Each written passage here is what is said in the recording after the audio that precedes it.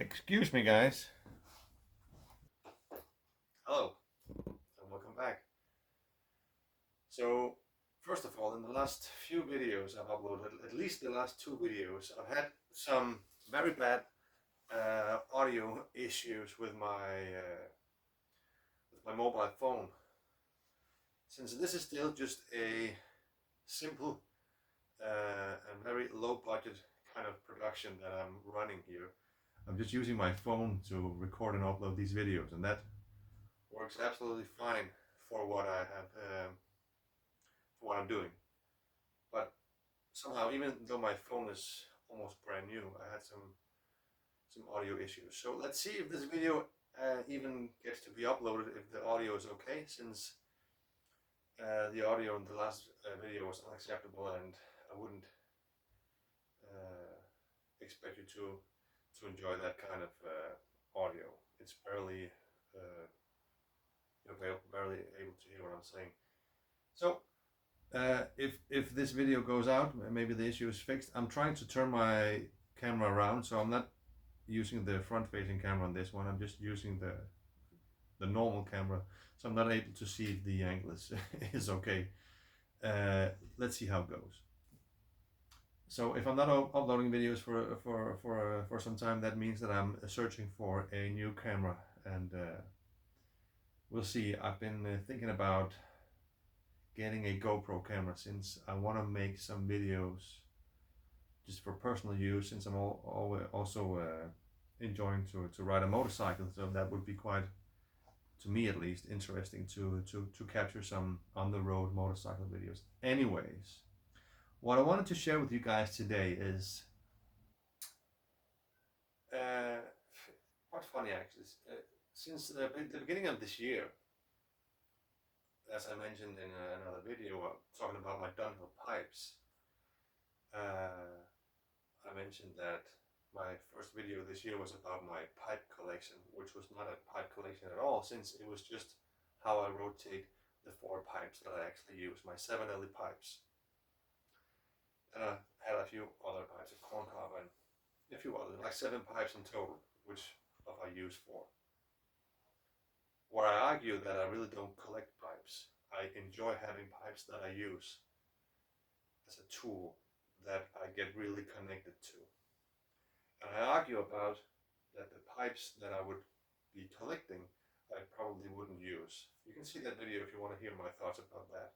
What happened afterwards is quite strange, since the exact obvious happened. I got bit by a how to say it, a bug, so to speak, about acquiring old pipes and restoring them, and for now collecting them. And I got bit bad since I'm the kind of guy, when I stumble across a new hobby or something that really interests me, I go very deep into that rabbit hole, and I can't really think of anything else.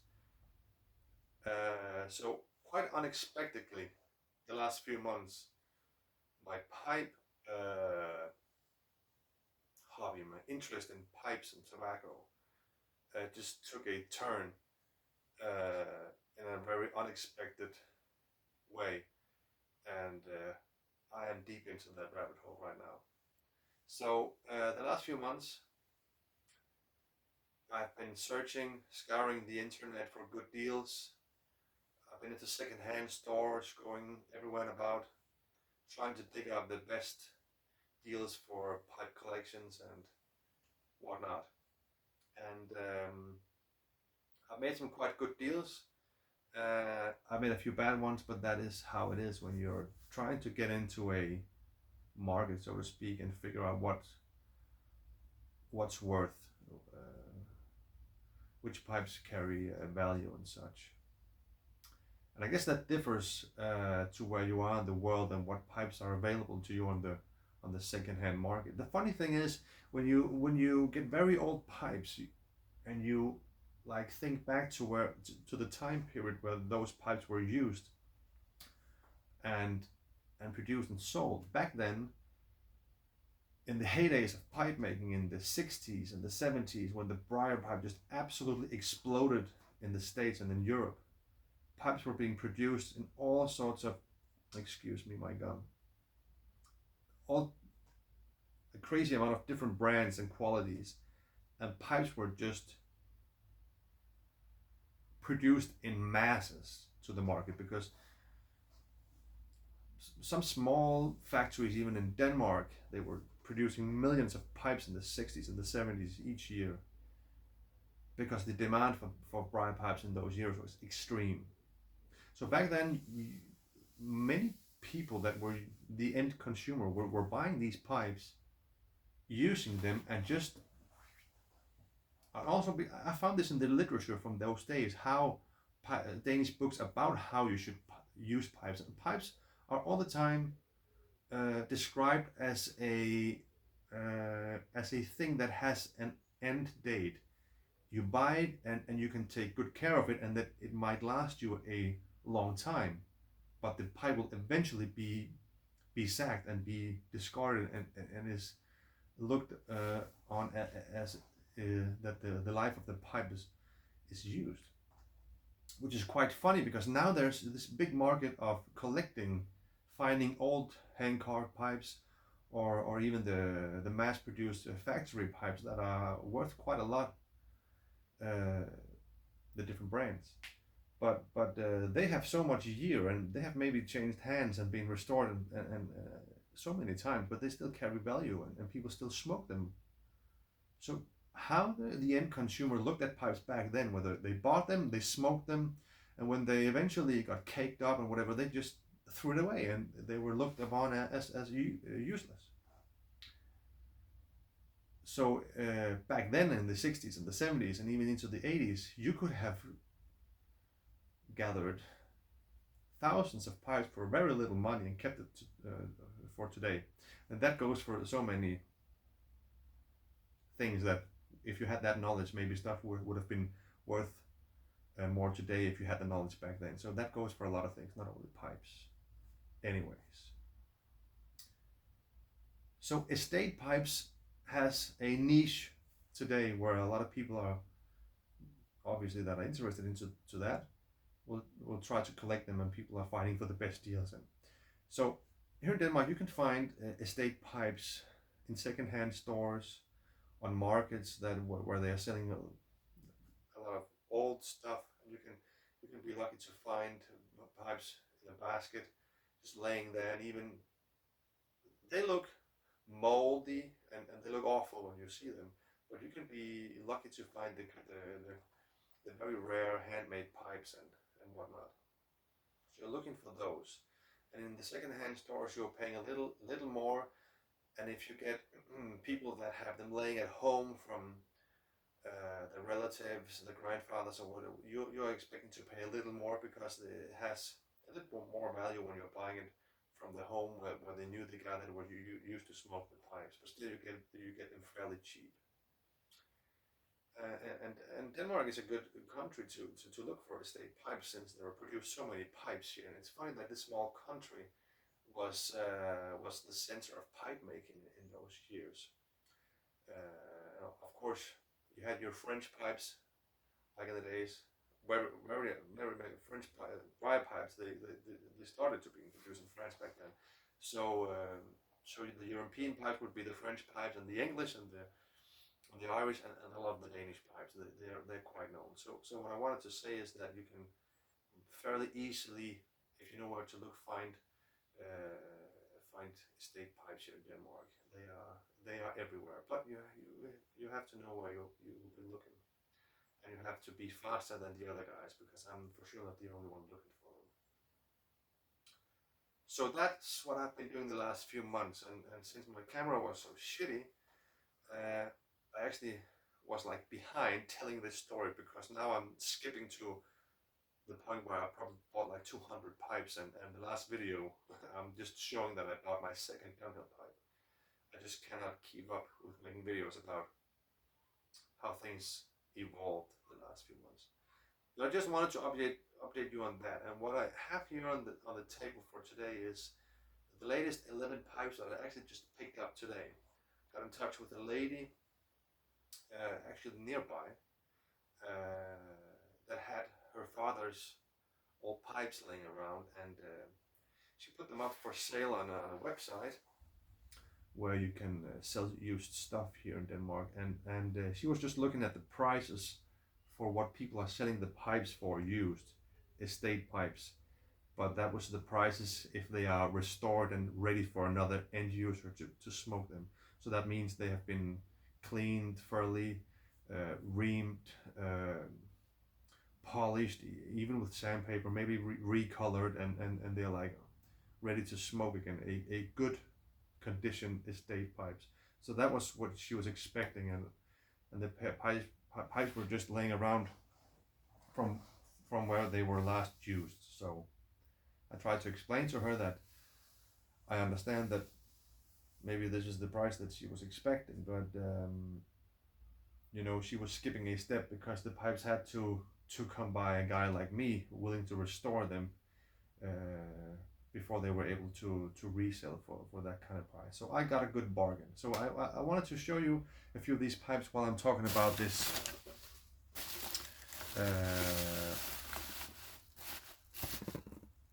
about this. So these look actually very good compared to what you can expect when you're buying old pipes. Don't get afraid if you're buying a moldy, sticky, tar-filled, gooey, just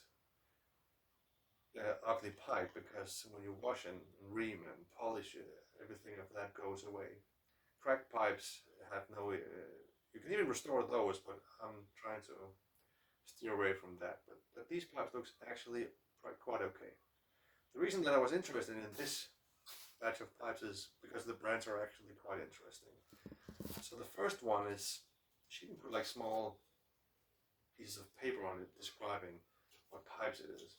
So this is a Savinelli.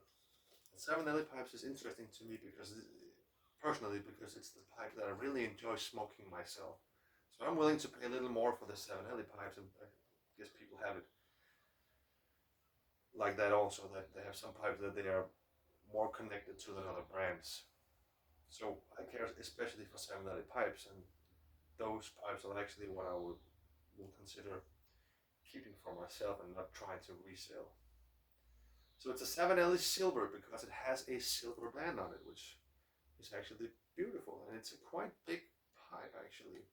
And what you're also looking for from estate pipes is that there are no cracks where the mouthpiece fits. You can get into issues there, and the mouthpiece, you also have to consider if the mouthpiece is fits to the pipe, if it's an unoriginal mouthpiece, because you can have a Savinelli pipe, for an example, where the mouthpiece was destroyed or lost, and they just sticks whatever new kind of mouthpiece into it, and for me the value goes quickly down when that happens, because if you really try to find some value on estate pipes, the mouthpiece has to be the original one, and so that's what I'm looking for. And this mouthpiece seems to be 99% the correct one, because it just fits. It's very loose, but you can fix that with no issue. So it has a silver band, and it's a billiard shape. It's quite heavy for Savinelli pipes. It has a quite thick wooden chamber. So the correct number is a Savinelli silver. So to my knowledge, you don't find Savinelli silver pipes, at least available to me, brand new. I'm sure that they make some Savinelli pipes with the silver band. And the stamps they're crisp and clear, and it just looks sturdy, and it's sticky as you would expect. But there are no damage in the tobacco chamber, so this is easy to restore to a near perfect estate standard, and the top of the ball has no cracks, and there's nothing. It's just a beautiful Savinelli pipe that is a little bit more special because of the silver band. So I'm quite happy that I got this one. Next one is a Royal Danish. To me, that is a more or less the same as a no-name pipe. This pipe has two issues. The brand is not interesting. This This is probably a second from some other pipe making brand. Royal Danish is not like a brand from itself. At least it is a kind of no-name, not interesting brand. So these pipes has more or less no value. It can be restored and used, but this will not be, you cannot really expect much from this. And the second issue is that I actually didn't see when I bought it that the stem has a hole. It's maybe an acrylic. So this Royal Danish number 29.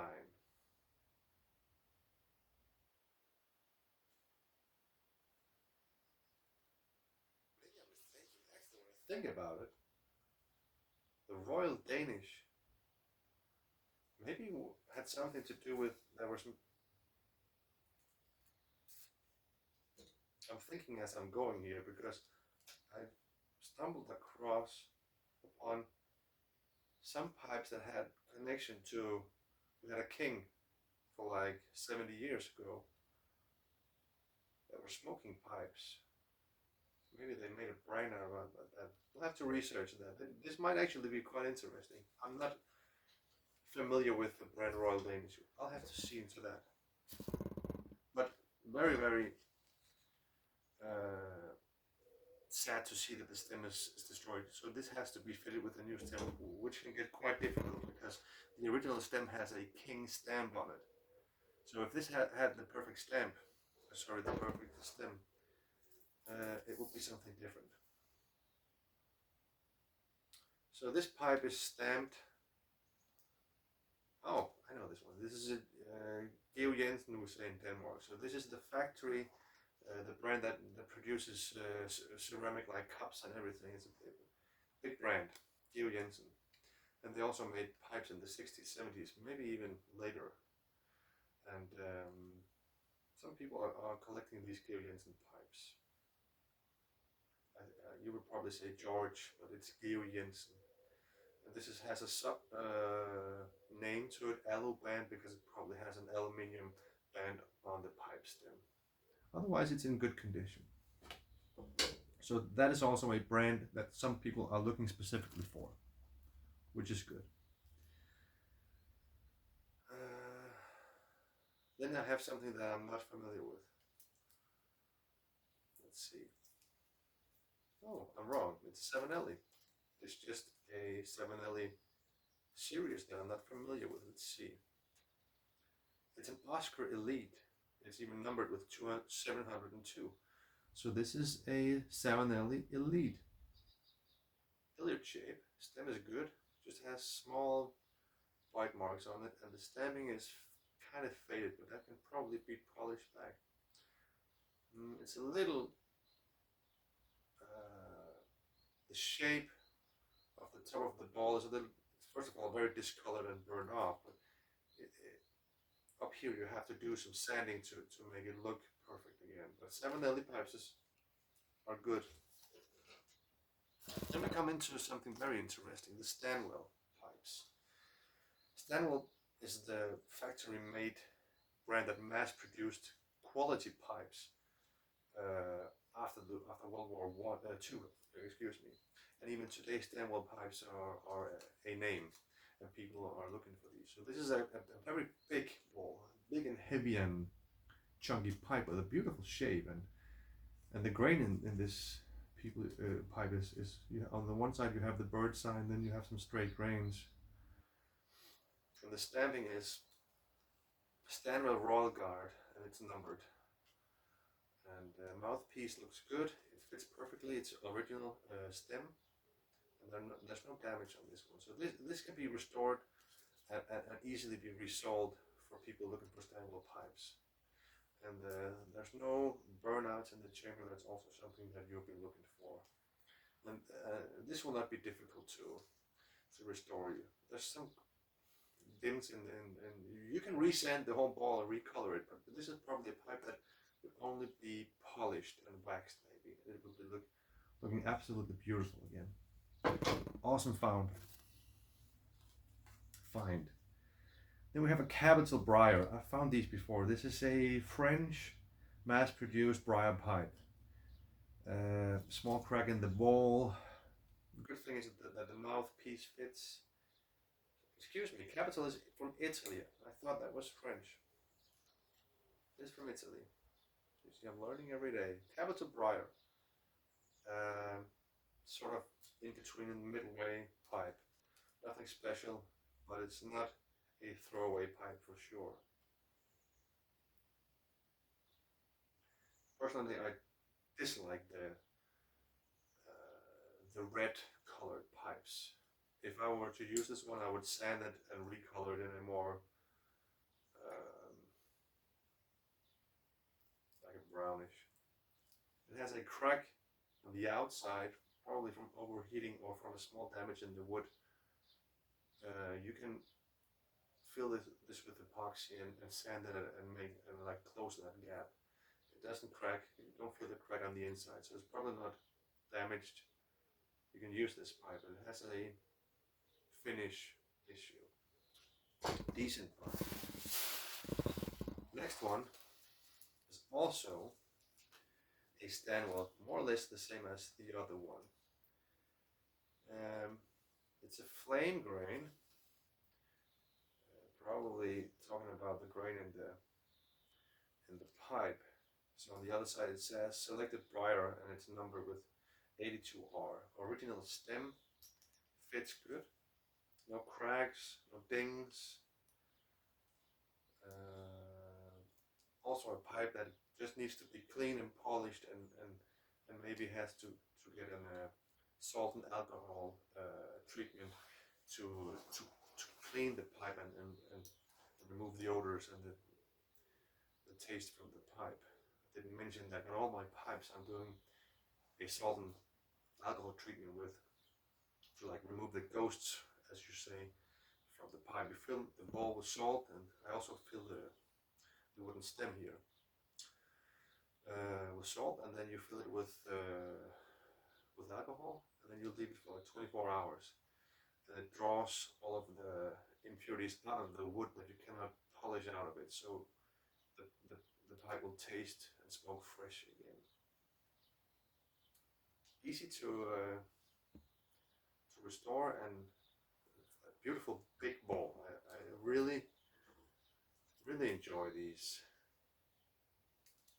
Stanwell pipes. Amazing. That was the pipes that got me interested to buying this batch. I'll go through all of them. Then we have the BBB, which are London, England made pipes. Small billiard or brandy, how you would say. It has a saddle stem. Stem fits, unbroken, no dings, no cracks, no issues. Chamber is decent. And it's I think this is a year pipe. Yeah, it's a Christmas pipe, 1994 special make. So a lot of Danish pipe makers also make Christmas pipes every year, like a special model. So trying to make people buy pipes on a yearly basis. Stanwell also make most of the non-pipe brands are making year pipes. Christmas 1999.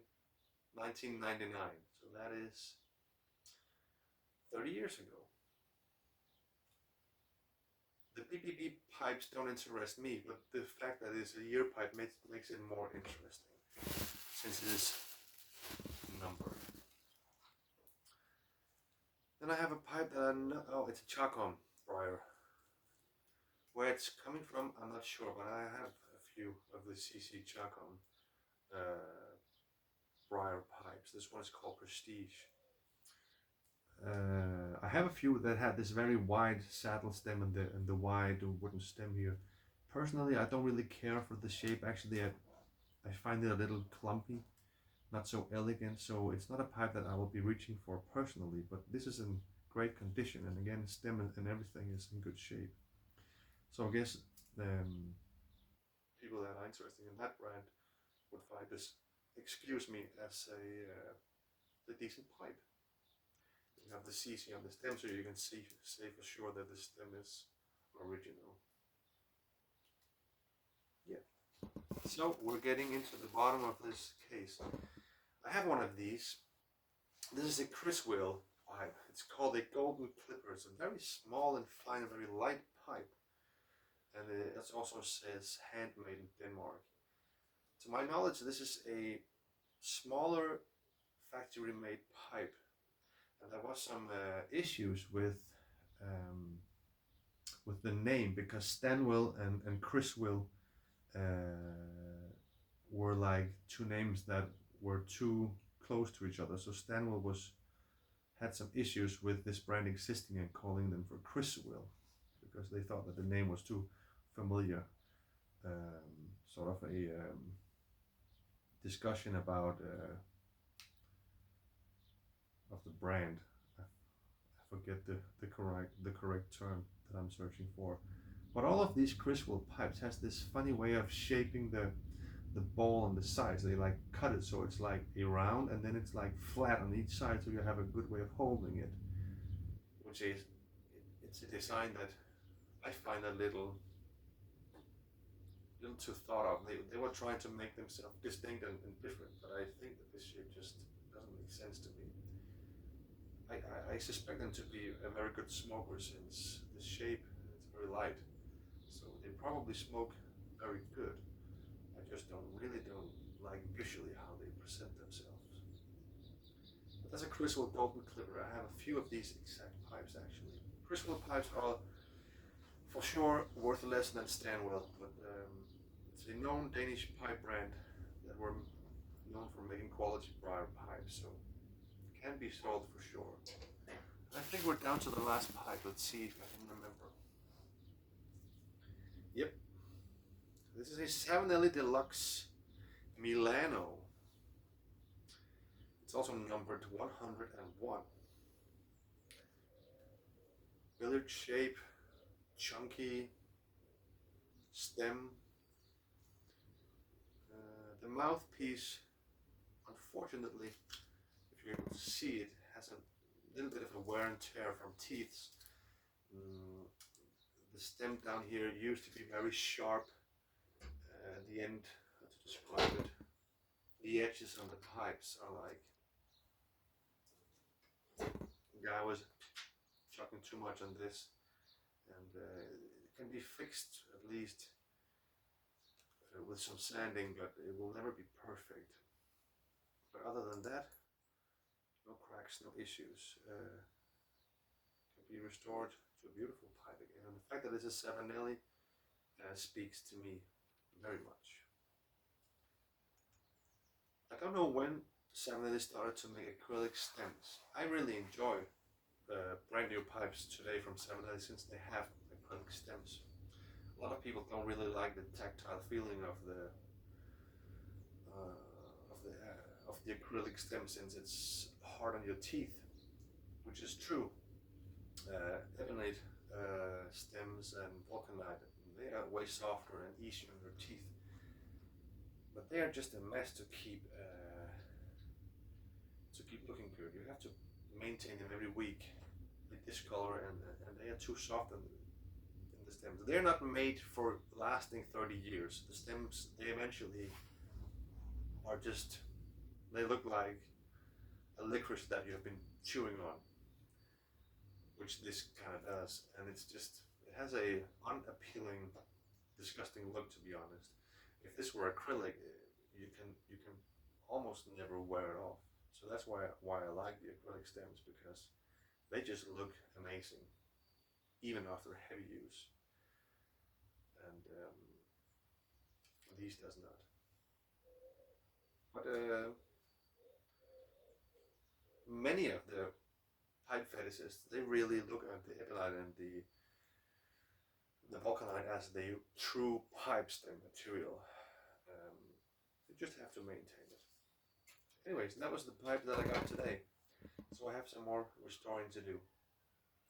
So, as always, the video got to be longer than expected, and let's see if I can upload this video. I hope I can. So, be looking out for more videos. I'll probably take you along with the restoring part of me going into this rabbit hole. And if the audio is shitty, you'll never see this video. We'll have to see, and maybe I'll have to acquire a new camera. So, as low production as it is, I will now have to walk on the other side of the camera and stopping the video. So while I do that, I might actually take you into a closer look at the pipes so I can close the video without just walking on to the other side. Okay, 30 minutes. So this is what I got today. Okay, guys, thanks for watching. Bye.